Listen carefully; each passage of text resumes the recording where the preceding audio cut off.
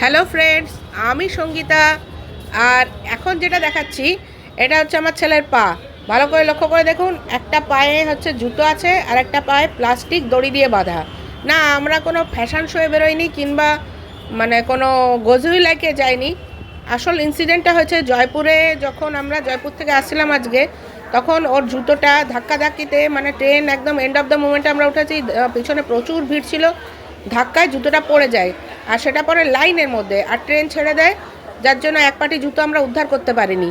এবার এই খচাখচ ভরা দিল্লি স্টেশনে নেমে আমরা কি করে ম্যানেজ করব বাইরে বেরিয়ে জুতো কেনা পর্যন্ত, সেটাই আমার ছেলে কুলি সেজে এক পায়ে প্লাস্টিক জড়িয়ে মাথায় বাক্সটা নিয়ে ম্যানেজ করছে।